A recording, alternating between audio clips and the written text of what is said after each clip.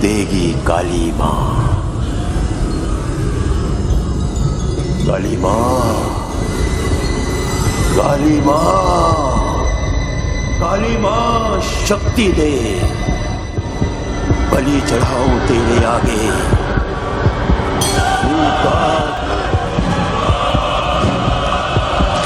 सदी के सबसे महान खलनायक श्री अमरीश पुरी, जिनकी दमदार आवाज सुनकर सिनेमा घरों में फिल्म देखने आई ऑडियंस के रोंगटे खड़े हो जाते थे। मोगैम्बो खुश हुआ।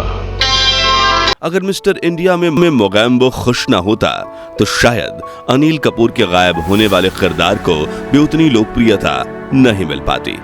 अगर घातक फिल्म अमरीश पुरी अपने गले में कुत्ते का पट्टा नहीं पहनते तो गुस्से के पीछे छिपे सनी देओल के दर्द को जनता महसूस नहीं कर पाती। तेरा बाप कुत्ता है।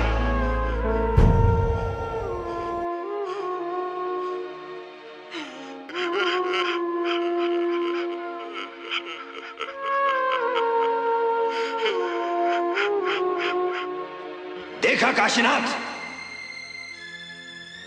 तूने कहा था तू कात्या के यहां कुत्ता बनकर नहीं रहना चाहता, लेकिन अब देख, तेरा बाप कुत्ता बनकर मेरे सामने तुम ही। अगर दिल वाले दुल्हनिया ले जाएंगे में बाबूजी सिमरन का हाथ छोड़कर ये ना कहते जा सिमरन जा, जी ले अपनी जिंदगी, तो शायद शाहरुख खान का आइकॉनिक ट्रेन सीन कभी पॉपुलर ना होता। जा सिमरन, जा जी ले अपनी जिंदगी, जा बेटा जा।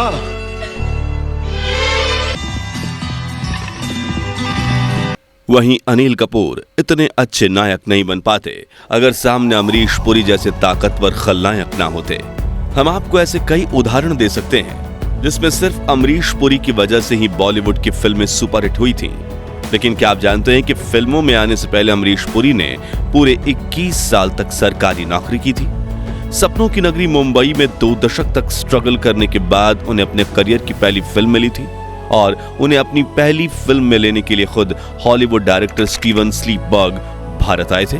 ऐसी ही कई दिलचस्प बातों के साथ आज हम आपको बताएंगे एक क्लर्क से सदी के सबसे महान खलनायक बनने की अमरीश पुरी के संघर्ष की पूरी कहानी। तो इस वीडियो को अंत तक जरूर देखिएगा। अमरीश पुरी का जन्म 22 जून 1932 के दिन पंजाब के नवान शहर में हुआ था। उनके बड़े भाई चमन पुरी और मदन पुरी अपने समय में हिंदी फिल्म इंडस्ट्री के काफी लोकप्रिय अभिनेता थे। वही मशहूर गायक केएल सहगल भी अमरीश पुरी के कजिन थे। ऐसे में अमरीश भी बचपन से ही एक्टर बनना चाहते थे, लेकिन अमरीश की मां बचपन में उनके काले रंग को लेकर परेशान रहा करती थी, क्योंकि उनके परिवार में किसी का भी रंग अमरीश जितना काला नहीं था। इसलिए गोरा होने की उम्मीद से वो बचपन में काफी दूध पिया करते थे। उनके परिवार वाले बताते हैं कि एक बार जब एक रिश्तेदार ने अमरीश पुरी के दिल्ली वाले घर के आंगन में भैंस लाकर बांध दी थी, तो उन्होंने ये कहते हुए भैंस का दूध पीने से इनकार कर दिया कि मैं पहले ही से सांवला हूँ, काली भैंस का दूध पीने से मैं और काला हो जाऊंगा। लेकिन कुछ सालों बाद उन्होंने खुद ये साबित कर दिखाया कि अच्छा अभिनेता बनने के लिए रंग बिल्कुल भी मायने नहीं रखता। खैर, अमरीश पुरी ने अपनी ग्रेजुएशन शिमला के बीएम कॉलेज से की और अपने दोनों भाई चमन पुरी और मदन पुरी के नक्शे कदम पर चलते हुए सपनों के शहर मुंबई आ गए, जहां वर्ष 1954 में 22 साल के अमरीश ने एक फिल्म में हीरो के रोल के लिए ऑडिशन दिया था, लेकिन निर्माताओं ने उनसे कहा कि तुम्हारा चेहरा पथरीला सा है और तुम एक हीरो की तरह बिल्कुल नहीं दिखते, जिससे अमरीश काफी निराश हो गए थे। इस वजह से उन्होंने कर्मचारी राज्य बीमा निगम में क्लर्क की पोजीशन पर सरकारी नौकरी शुरू की, ताकि मुंबई जैसे बड़े शहर में उनका गुजारा हो सके। हालांकि कई ऑडिशंस में रिजेक्ट होने के बावजूद अमरीश पुरी ने हार नहीं मानी, बल्कि उन्होंने एक कदम पीछे लेते हुए थिएटर में काम करना शुरू किया, जहां जल्द ही वो मुंबई के मशहूर रंगकर्मी यानी थिएटर आर्टिस्ट सत्यदेव दुबे के सहायक बन गए। हालांकि दुबे अमरीश से 4 साल छोटे थे और शुरुआत में उनसे आदेश लेने में अमरीश पुरी को काफी झिझक होती थी, लेकिन उन्होंने जब सत्यदेव दुबे को काम करते हुए देखा तो वो उनसे काफी प्रभावित हो गए और उनसे एक्टिंग सीखने लगे। यहाँ तक कि फिल्म इंडस्ट्री के सबसे बड़े खलनायक बनने के बावजूद अमरीश पुरी सत्यदेव दुबे को अपना गुरु कहने में बिल्कुल नहीं हिचकते थे। खैर, मुख्य कहानी पर वापस आएं तो 1961 में रंगमंच पर काम शुरू करने के बाद अगले 10 सालों तक अमरीश ने काफी संघर्ष किया। वो दिन में नौकरी करते और फिर शाम से लेकर देर रात तक अपने थिएटर शो पे प्रैक्टिस करते। एक दिलचस्प बात यह है कि अमरीश पुरी तभी नौकरी छोड़ देना चाहते थे जब उन्हें थिएटर से गुजारा करने जितनी आमदनी होने लगी थी, लेकिन सत्यदेव दुबे ने उन्हें कहा कि आप तब तक नौकरी करते रहिए जब तक आपको फिल्मों में अच्छे रोल नहीं मिल जाते। इसी तरह 10 साल निकल गए और आखिरकार 70 के दशक की शुरुआत में अमरीश पुरी को थिएटर में प्रसिद्धि मिलने लगी। उन्हें कुछ टीवी कमर्शियल्स में भी कास्ट किया गया। फिर आया वो दिन जिसका इंतजार अमरीश पुरी पिछले 16 सालों से कर रहे थे। जी हां, 1970 में नाटक देखने आए डायरेक्टर एस सुखदेव को अमरीश का परफॉर्मेंस इतना ज्यादा पसंद आया कि उन्होंने उन्हें अपनी फिल्म रेशमा और शेरा में ग्रामीण मुस्लिम किरदार के लिए कास्ट कर लिया, जिसके बाद अमरीश पुरी ने कभी पीछे मुड़कर नहीं देखा। हालांकि यहाँ गौर करने वाली बात यह है कि अमरीश पुरी ने जिस उम्र में फिल्म इंडस्ट्री में कदम रखा था, उस उम्र तक पहुंचते पहुंचते कई एक्टर्स तो फ्लॉप हो जाते थे। जी हाँ, उस वक्त अमरीश की उम्र 39 साल थी और डेब्यू फिल्म के बाद अमरीश पुरी को कई फिल्में ऑफर होने लगी, जिसके बाद अमरीश ने बड़ा कदम उठाते हुए अपनी 21 सालों की नौकरी छोड़ दी।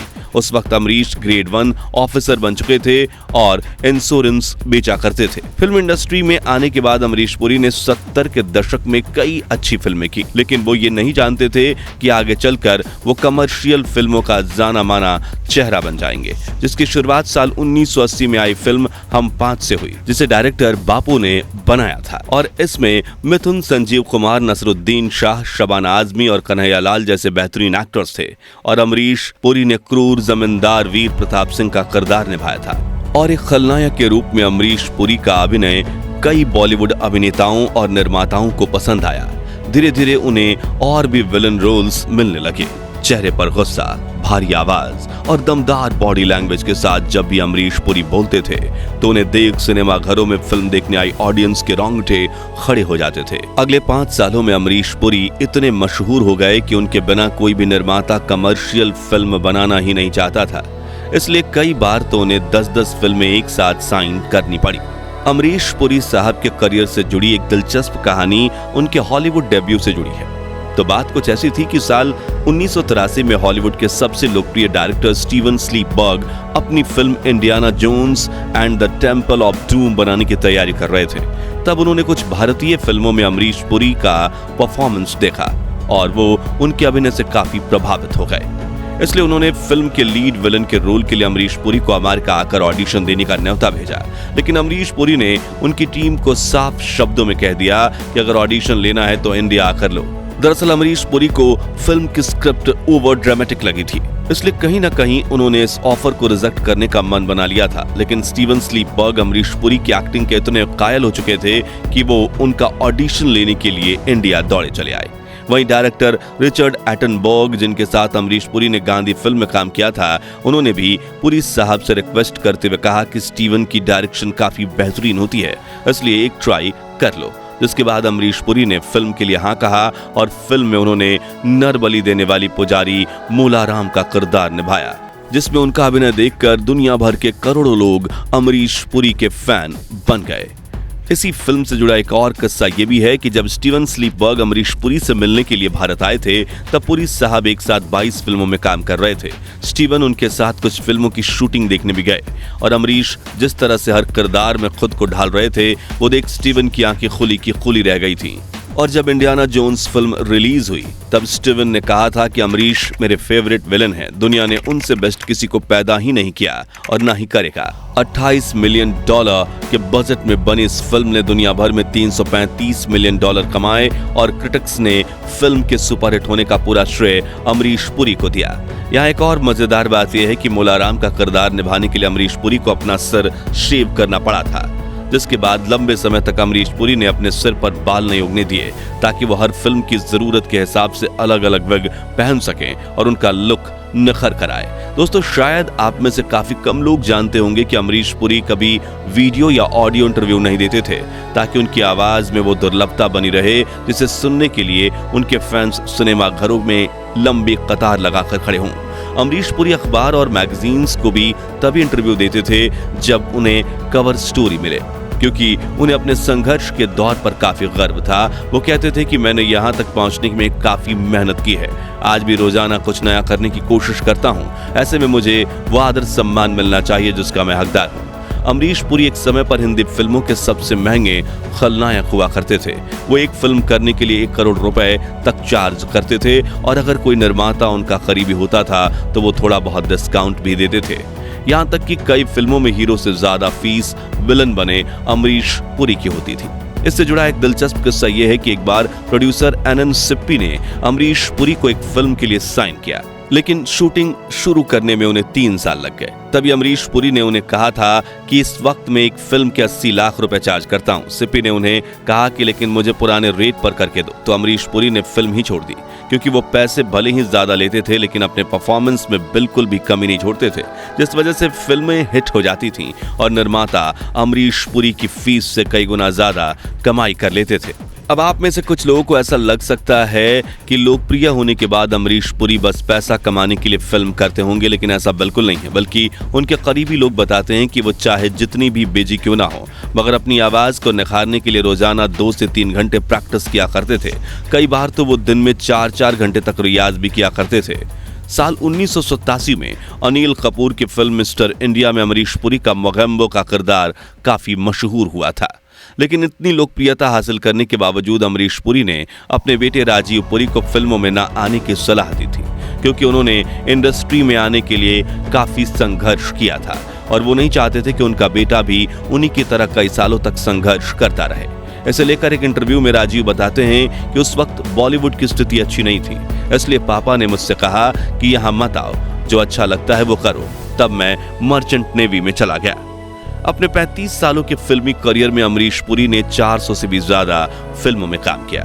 देश भर में उनके करोड़ों फैंस थे और उनकी फिल्मों से निर्माताओं ने भी काफी पैसे कमाए थे, लेकिन बड़े दुख की बात है कि उन्हें कभी बेस्ट एक्टर का अवार्ड नहीं दिया गया। हालांकि कुछ छोटे मोटे बेस्ट सपोर्टिंग एक्टर के अवार्ड जरूर मिले। यहाँ तक कि जिन एक्टर्स का कद अमरीश पुरी से कम है उन्हें भी पद्मश्री जैसे अवार्ड मिले, लेकिन अमरीश पुरी को कोई भी सिविलियन अवार्ड नहीं दिया गया।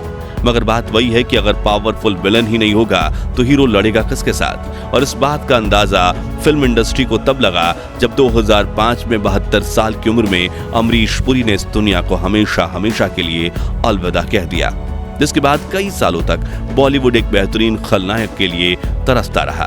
तो दोस्तों, आपको अमरीश पुरी का कौन सा किरदार और कौन सा डायलॉग सबसे ज्यादा पसंद है? कमेंट्स में बताइए। साथ ही अगर आप अमरीश पुरी को बॉलीवुड का सबसे बड़ा खलनायक मानते हैं तो वीडियो को लाइक और शेयर जरूर करें और ऐसी ही दिलचस्प कहानियों से रूबरू होते रहने के लिए इस चैनल को सब्सक्राइब करके पास वाली घंटी जरूर बजा दीजिए। धन्यवाद।